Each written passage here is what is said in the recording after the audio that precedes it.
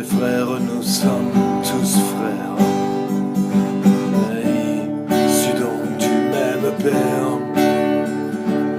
Je parle du Père céleste et de celui que tout le monde appelle Dieu.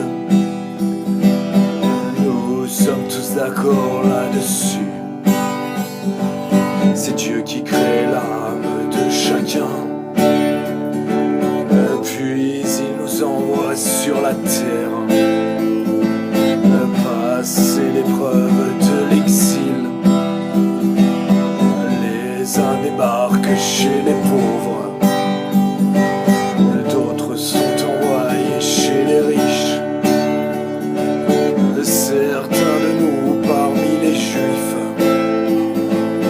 d'autres encore chez les musulmans.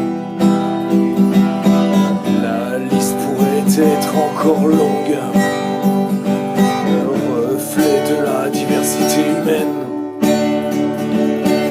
Pourtant nous sommes tous du même Père. Pourquoi y a-t-il autant de religions?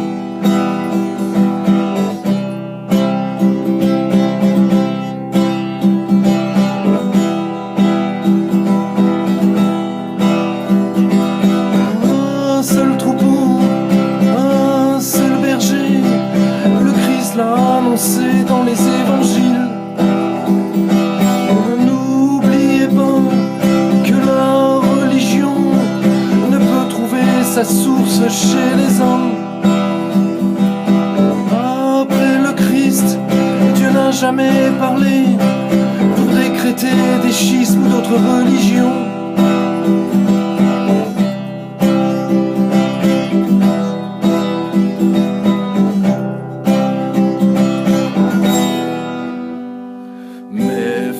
Croyez-vous que le diable est intérêt qu'on sache la vérité? Pourtant en termes de religion, de vérité il n'y en a qu'une.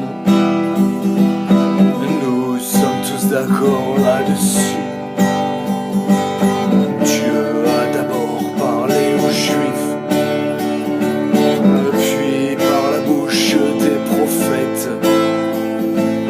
Jésus le Christ fut annoncé. Du Christ sont nés les évangiles. Tout ce qui suit vient du diable, car son but est de briser l'unité, en semant dans les esprits la confusion. Rien de plus simple pour le diable des saints. Il y en a tant parmi les hommes, prêts à se damner pour le pouvoir. Un seul troupeau, un seul berger, le Christ l'a annoncé dans les évangiles. N'oubliez pas que la religion ne peut trouver sa source chez les hommes. Après le Christ, Dieu n'a jamais parlé pour décréter des schismes ou d'autres religions.